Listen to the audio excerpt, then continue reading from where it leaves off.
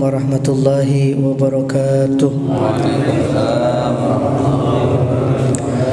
Bismillahirrahmanirrahim.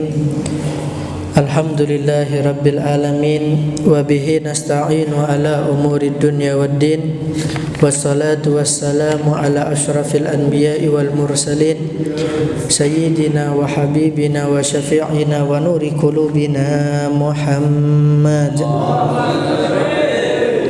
miftahi babi rahmatillah, adada ma fi ilmillah, salatan wa salaman daimaini bidawami mulkillah, wa ala alihi wa sahbihi wa sallam, amma ba'd.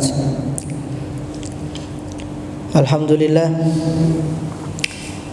pertama-tama yang saya muliakan Ketua Takmir Masjid,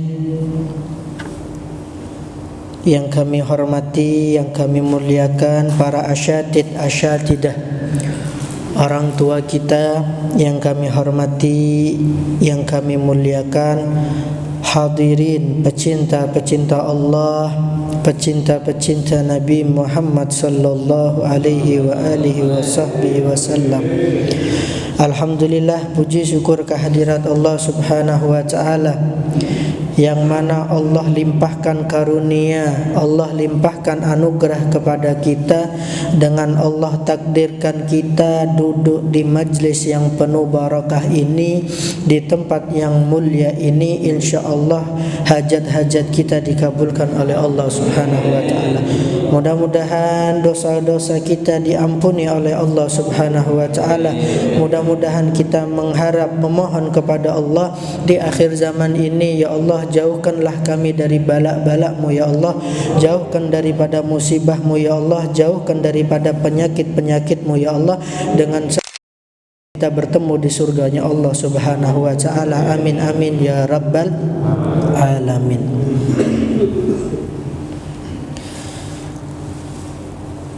Sedikit saya akan menyampaikan hadis yang diriwayatkan oleh Abu Ya'la. Hadis ini sahih. Ad-du'a'u bainal adzan wal iqamah mustajab. Doa di antara adzan dan iqamah itu adalah waktu yang mustajab.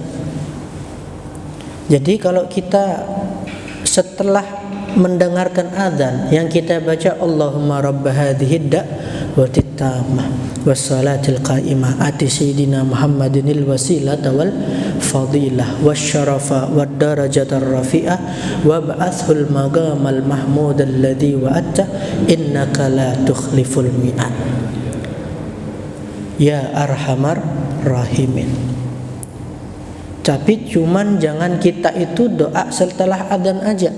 Ad-du'a'u bainal adzan wal iqamah mustajab. Doa di antara adzan dan istiqamah ini adalah waktu mustajab. Tambahin aja kita doa. Mau doa Rabbana ighfir lana wa liwalidina, Rabbana ighfir lana wa liwalidina. Ulama itu kalau doa setelah doa ba'dal adzan mendoakan kedua orang tuanya sebanyak 5 kali. Rabbana ighfir lana wa liwalidina, Rabbana ighfir lana wa liwalidina, Rabbana ighfir lana wa liwalidina, sampai 5 kali. Warhamhuma kama rabbayani shaghira. Itu ulama, orang-orang as-salafun as-saleh. Setelah azan kita doakan itu 5 kali. Setelah itu terserah sampean mau doa minta mobil Pajero kah, minta mobil Alphard kah, misal, terserah sampean. Intinya ad-du'a'u bainal adzan wal iqamah mustajab. Jangan sampai kita bepandir yang lain. Doa di situ fokus.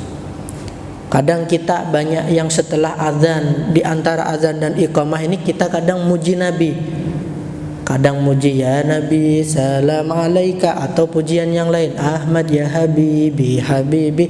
Kita memuji Nabi Muhammad sallallahu alaihi wasallam, dan di hati kita harus ada niat, ya Allah saya ini muji kekasih-Mu ya Allah, kabulkanlah hajat-hajatku. Insya Allah dikabul.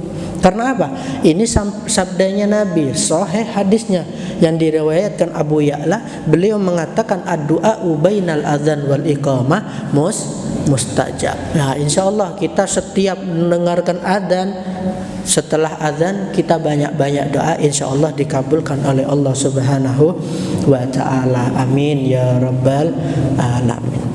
Sambil menyampaikan hadis satu, kita ngaji fikih. Melanjutkan kitab kajian Safinatun Najah bisyarhi Nailur Raja, yaitu ketika kita sudah masuk fasal syurutul wudu'i asyaratun. Fasal syarat-syaratnya wudu asyaratun itu ada 10. Kemarin kita sudah menjelaskan tentang air yang sedikit dan air yang banyak. Sebelum kita menjelaskan air sedikit, air banyak, kita menjelaskan fardu-fardunya wudu. Wajib-wajibnya wudu kemarin sudah kita jelaskan ada 6. Kita harus tahu kewajibannya wudu ini harus kita tahu. Oh, ada 6 beb, bukan ada 5, bukan ada 7. Harus kita mengetahui fardu daripada wudu. Karena apa? Salah satu syaratnya wudu, salah satu syarat sahnya wudu, kita harus mengetahui kewajiban yang 6 tersebut. Kalau kita tidak tahu wajib pokok asal wudu, ya tidak sah wudunya kita. Ya, jelas ya. Nah, kita akan menjelaskan syarat-syaratnya wudu asyaratun yang ada 10. Al-awwalu, yang pertama, al-Islam. Harus beragama Islam. Harus. Kalau yang bukan Islam tidak bisa, tidak sah wudunya. Harus beragama Islam.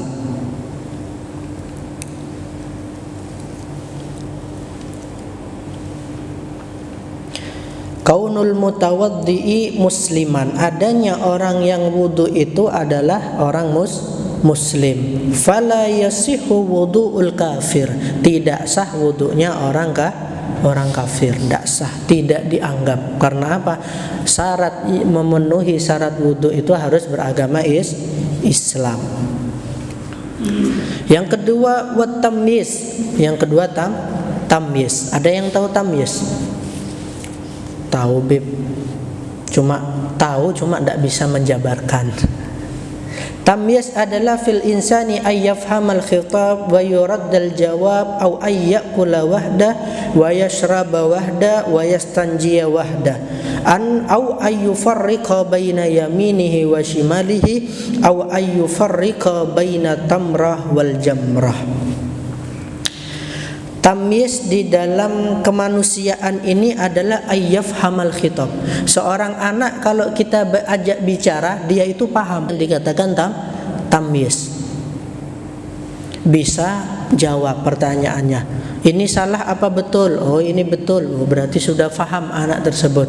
Nah, kalau yang sudah paham seperti itu, maka itu yang dikatakan anak tamyiz. Nah, syaratnya harus tamyiz. Au yakula wahda, au yashrabu wahda, atau dia itu bisa makan sendiri, tidak perlu kita suapin. Kadang ada anak yang harus kita suapin. Antara umur berapa itu? Olehnya anak belum punya anak ini.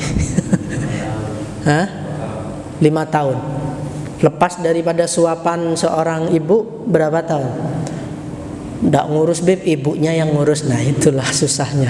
Laki ini susahnya kayak itu. Yang ngurus bini bib. Kalau ngurus suap menyuap ini bini. Kadang lakinya aja disuapin sama bini. Ya. Wa yastanjiyal wahdah, bisa cebok sendiri.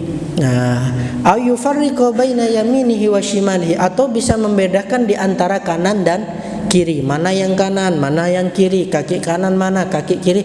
Kalau anak itu bisa tahu, mengetahui, dikasih pertanyaan bisa jawab, tahu kanan kiri, bisa makan sendiri, bisa cebok sendiri, maka sudah jatuh kewajiban untuk kita melaksanakan wudu. Batasnya itu seperti itu, tamyiz. Kalau masih anak-anak yang masih ngedot, nah itu antara TK itu masih belum bisa kadang ya. Kalau TK itu masih belum bisa ya, 0 besar itu belum bisa untuk kita mandiri. Ibaratkan anak ini sudah mandiri lah. Nah itu yang dikatakan tamyiz itu adalah anak yang sudah mandiri. Antara kelas 2 ya, kelas 2 ke kelas 1, kelas 2 lah ibaratkan. Antara kelas 1 kelas 2. Nah itu wudunya sudah sah. Karena apa? Sudah melewati tamyiz. Kalau masih TK dia itu wudu, apakah dia itu sah? Belum sah. Cuma pahala dia wudu mengalir kepada kedua orang tua. Solatnya anak ini yang belum ada kewajiban untuk melaksanakan solat 5 waktu, larinya kemana pahalanya? Ke orang tua semua. Jangan mentang-mentang wah biar beb anak saya yang sholat, biar ulun tidak sholat, biar pahala sih. Beda lagi kalau kayak itu.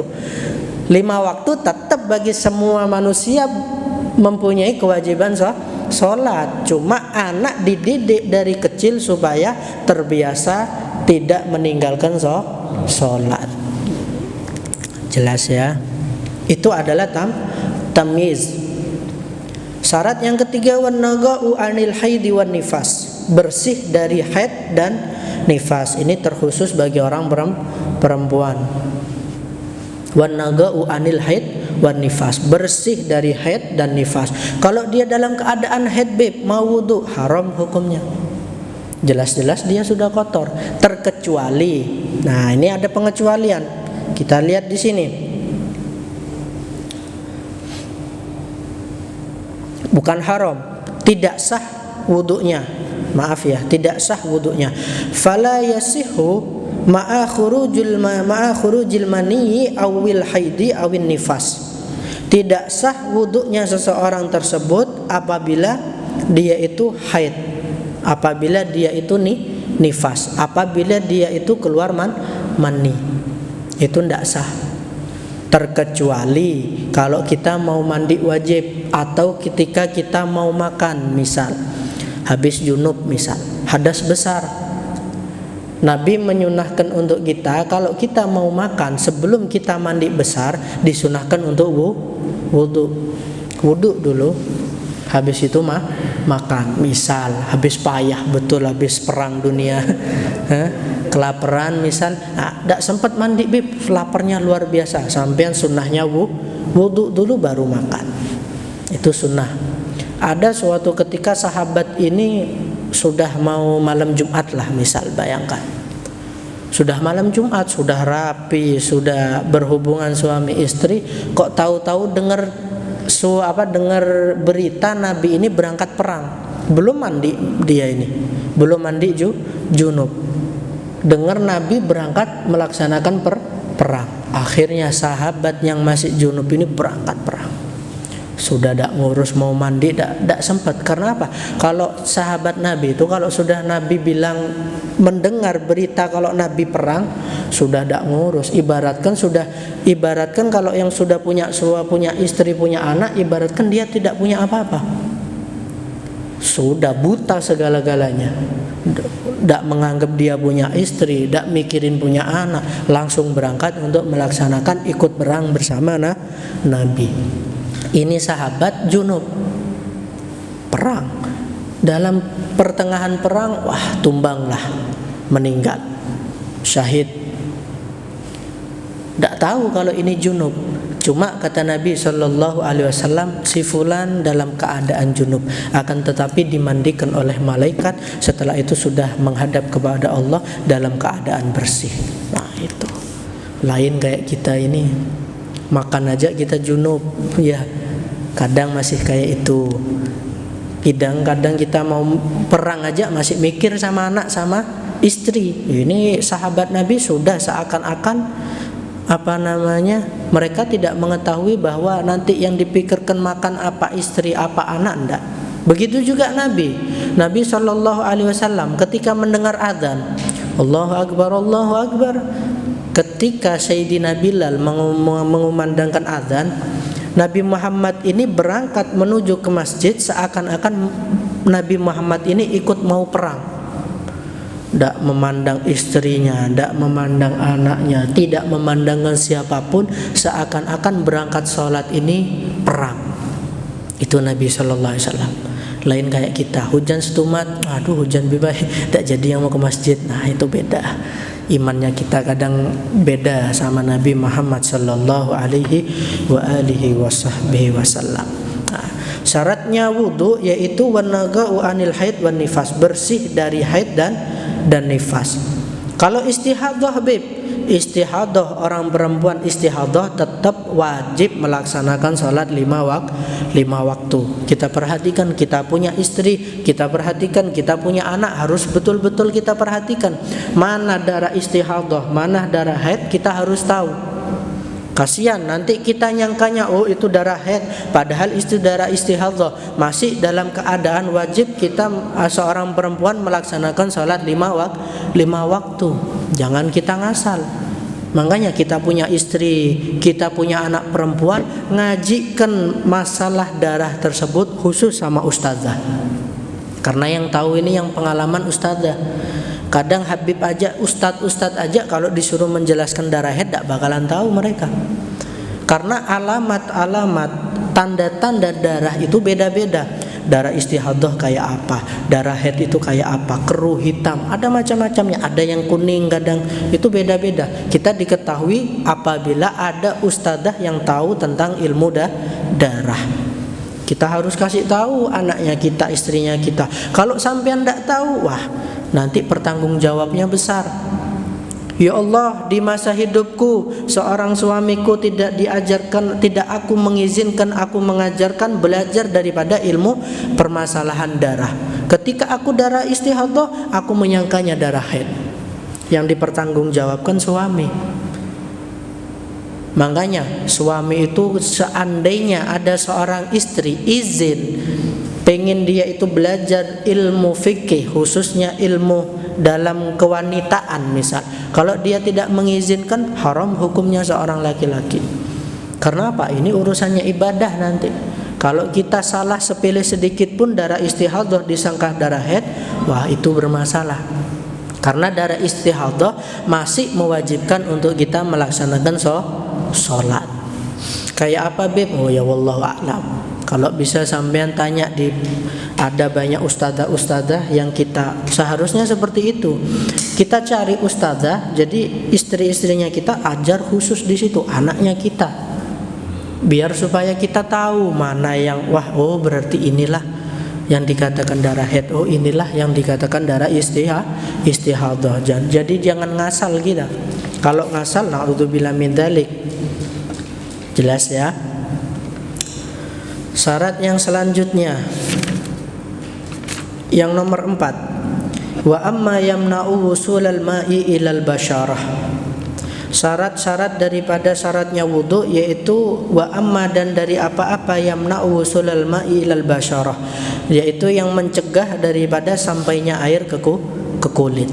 Anggota wudunya kita harus kita perhatikan sebelum kita wudu. Kemarin sudah saya jelaskan, wa amma yamna'u wusulal ma'i ilal basyarah, yang bisa mencegah sampainya air ke kulit kita bersihkan. Mau itu oli, mau itu kotoran di mata ini harus kita bersihkan. Perhatikan semua yang ada di dalam kuku. Misal kita kerjanya oli atau kita kerjanya goreng-goreng, misalkan banyak minyak. Kalau oli, minyak itu tidak bakalan bisa masuk ke dalam kulit kalau selama ada. Makanya harus kita bersihkan dengan sebersih-bersihnya. Apalagi itu getahnya getahnya nangka ya. Getahnya nangka itu kelet itu, lengketnya luar biasa. Harus kita bersihkan, kita perhatikan anggota wudunya kita jangan sampai tidak mengenai air wudu. Kukunya kita, kuku yang terkhusus yang di kaki ini, kadang ada yang dicepit-cepitan jempol itu. Nah itu harus kita perhatikan. Kalau kita tidak perhatikan itu asal wudu ya tidak sah wudunya. Na'udzubillahi min dzalik. Paham ya?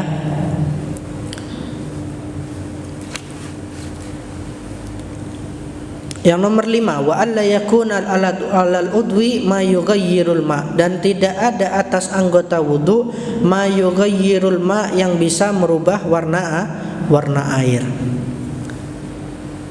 Wudu harus bersih.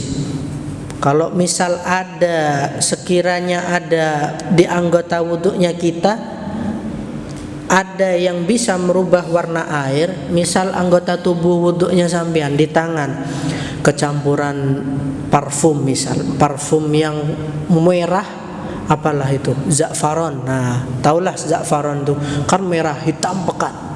Kalau sampean pakai itu, seandainya air itu berubah gara-gara kecampuran di anggota wudunya kita, berubah air tersebut, maka tidak sah wudunya kita. Harus betul-betul dibersihkan. Kalau masih ada yang berubah warnanya sampai berubah warna air, merubah warna air, maka tidak sah wudunya. Jadi harus kita perhatikan. Misal kena yaitu za'faron atau semisal ke za'faron, yaitu contohnya za'faron. Za'faron ini kalau kena air kadang bisa merubah. Tahu parfum za'faron kan, yang warna hitam pekat. Nah itu kalau kita gosokkan, kalau seandainya kita wudu masukkan air terus airnya berubah, maka sholatnya kita tidak sah. Apa kok sholat, wudunya kita tidak sah. Kira-kira jelas?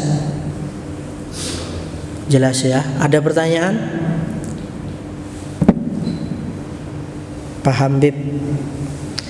Yang selanjutnya, wal ilmu bi fardiyatihi, harus mengetahui fardu-fardunya wudu. Fardunya wudu ada berapa? Ada 6. Harus kita tahu. Kalau tidak tahu, nah ini salah satu syarat daripada syaratnya wudu. Kalau kita tidak tahu fardunya wudu, tidak sah wudunya kita. Sia-sia dari awal kita lahir, dari awal kita sudah baligh mendapatkan kewajiban. Kalau kita tidak mengetahui fardunya wudu, sia-sia, tidak bakalan diterima. Harus kita mengetahui daripada fardunya wudu. Wa alla ya'taqida fardhan min furudihi sunnatan. Hendaknya tidak boleh meyakini satu fardu dari fardu-fardunya wudu diyakini sunnah. Ini kita perhatikan. Telinga, membasuh telinga apa hukumnya? Sunnah. Membasuh wajah apa hukumnya? Wajib. Kalau seandainya wajib kita hukumi sunnah, wajah itu sunnah bebai bukan wajib, maka haram, tidak sah wudunya. Kalau seandainya telinga, ini hukumnya apa tadi? Sunnah. Kita yakini wajib. Telinga itu wajib bukan sunnah, tidak apa-apa. Karena apa? Tidak apa-apa, tidak ada perubahan.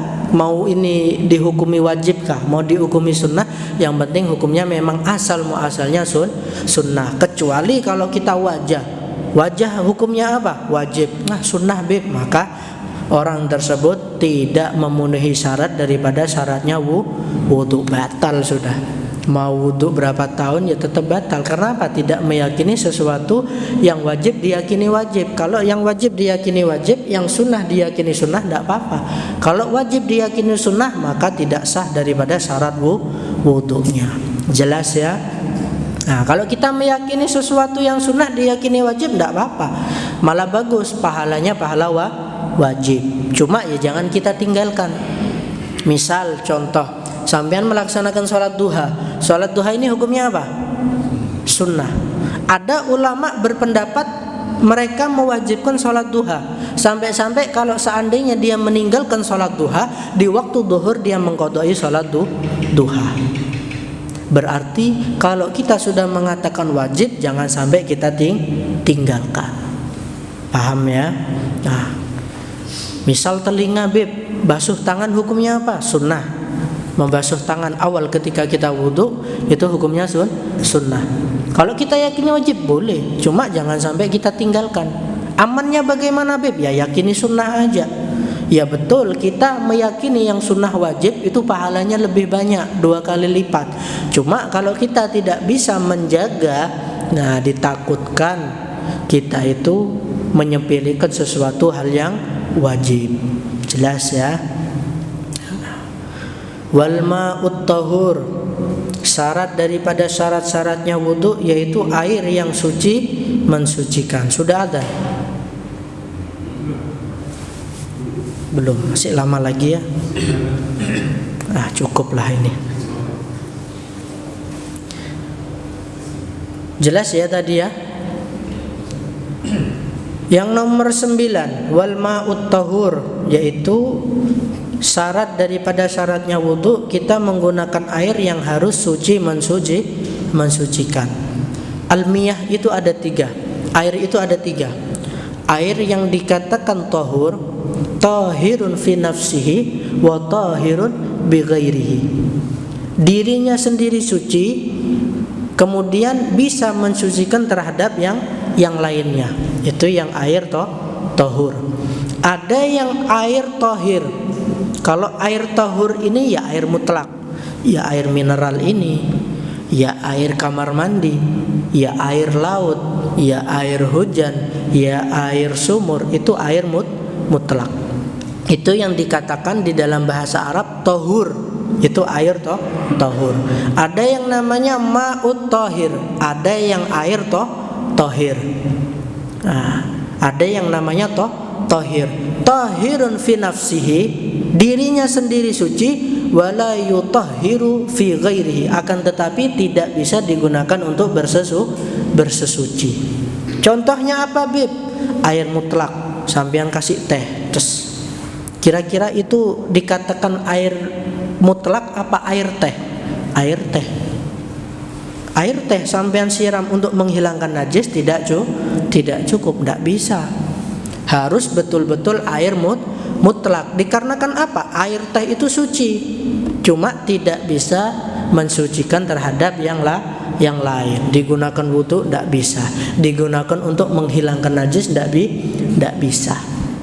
Nah, itu yang ma'ut tahir, air yang suci. Yang ketiga ma'un najis, yaitu air najis. Kalau air najis mau digunakan apapun ya tidak bisa, namanya air najis.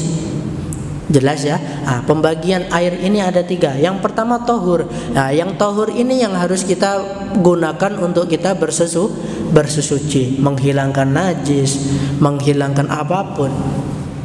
Atau yang tahir, sesuatu yang ma'iat, sesuatu yang mencair, minyak goreng misal. Kejatuhan kotoran cicak terus 5 kilo misal. Waduh, ruginya kita ini. Sudah minyak mahal misal. Kejatuhan kotorannya cicak, ya sudah kita buang. Itu ndak ada yang namanya pembahasan 2 kullah, kurang dari 2 kullah. Kalau yang sesuatu ma'iat sama hukumnya air kurang dari 2 kullah. Mau kejatuhan najisnya tidak dilihat dengan pandangan mata misal, atau kejatuhan kotorannya cicak, sudah dibuang. Jelas ya. Kalau seandainya jatuhnya bangkai yang la sairal damalah, yang darah itu tidak mengalir di bangkai tersebut, maka tetap dihukumi suci. Contoh, kopinya kita kejatuhan nyamuknya mati di dalam air, kira-kira najis enggak?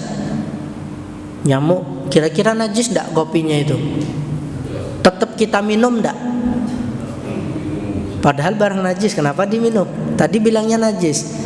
Selama hewannya tadi itu tidak mengalir darahnya, maka boleh kita minum, asal bangkainya dibuang. Amunnya sampean untal juga ya payah.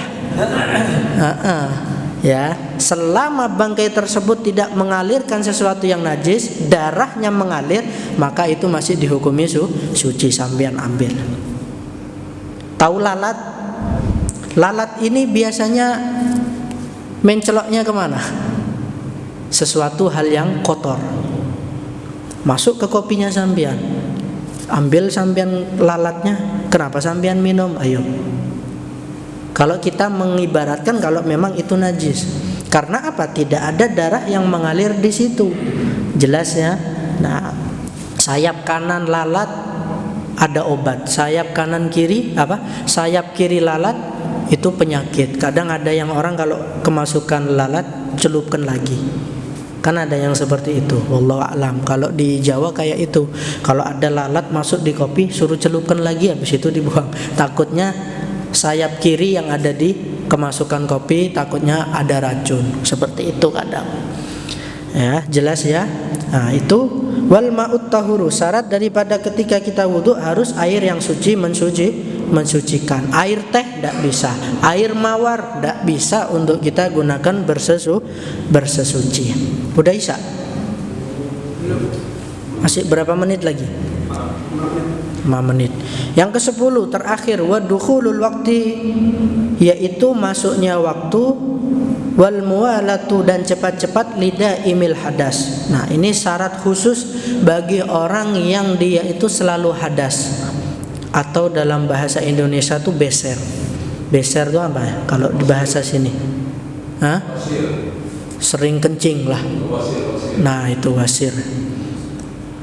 apalah klepnya itu sudah rusak, ya, sudah tidak bisa ditahan lagi. Kadang sering dia itu mengeluarkan air kencing, ya. Nah, kalau orang yang seperti ini, yang wasir itu, maka syaratnya dia wudu wa dukhulul waktu, harus masuknya waktu. Kalau di luar waktu sebelum zuhur dia itu wudu, takutnya kalau setelah wudu takutnya keluar lagi.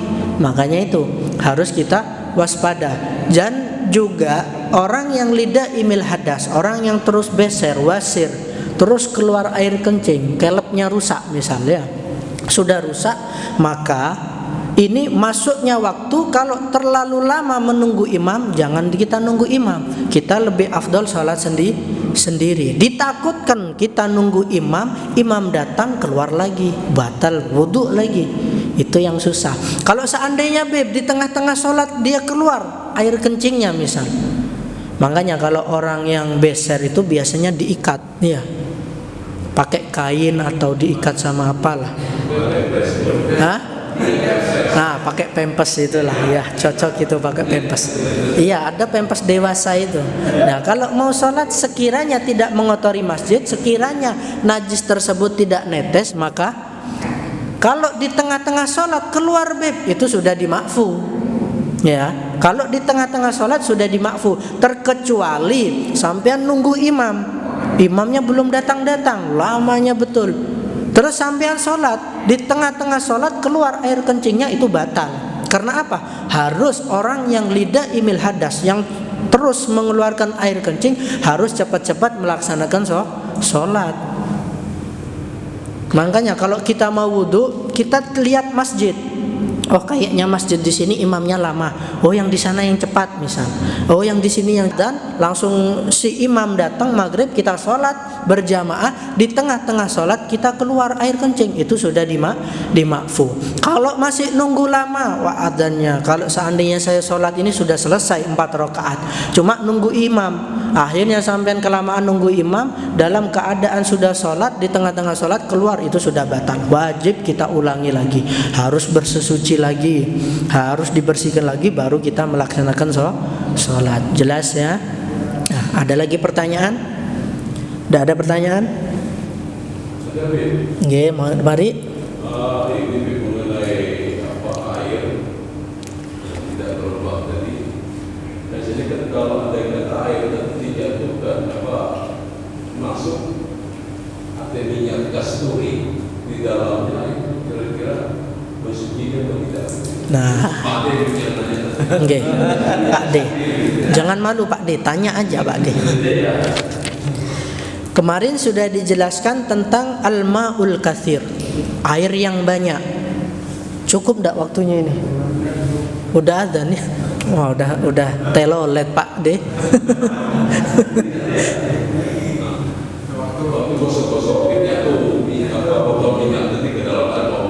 Nah, saya jawab singkat biar supaya nanti Pak D paham. Insya Allah saya bahas Rabu yang akan datang. Olehnya kemarin sudah dijelaskan tentang air ini kemasukan sesuatu yang suci, akan tetapi bisa merusak warna air, yang bisa merusak nama air. Misal contoh, kejatuhan air mawar.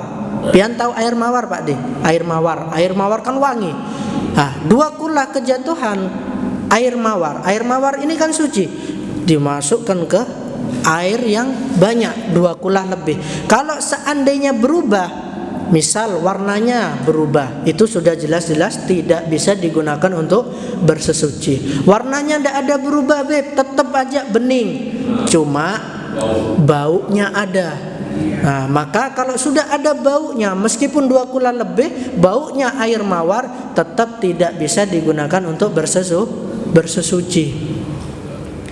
Baunya tidak ada warnanya tidak berubah, rasanya mawar kayak apa? Misal minyak mawar agak pahit-pahit manis misal, sampean rasain air itu, oh ada pahit-pahit manis, oh berarti masih kecampuran air mawar. Kalau sudah 3 itu salah satunya, maka tidak bisa digunakan untuk bersesuci. Insya Allah kita bahas Rabu yang akan datang, udah Isya soalnya. Bismillahirrahmanirrahim. Alhamdulillahirabbil alamin hamdan yuwafi ni'amahu wa yukafi mazidah. Ya rabbana lakal hamdu kama yanbaghi li jalali wajhika wa 'azimi sultanik. Allahumma shalli ala sayyidina Muhammadin salatan tunjina biha min jamil ahwali wal afat wa taqdilana biha jami'al hajat wa tahhiruna biha min jami'i sayyi'at wa tarfa'una biha indaka a'la darajat wa tuballighna bi asalati min jamil khairat fil hayati wa ba'dal mamat. Allahumma hdina bihudak waj'alna mimman yushari'u fi ridak ولا تولينا وليا سواك ولا تجعلنا ممن خالف أمرك وأساك وحسبنا الله ونعم الوكيل نعم المولى ونعم النصير وصلى الله على سيدنا محمد وعلى آله وسلم والحمد لله رب العالمين. تقبل الله منكم.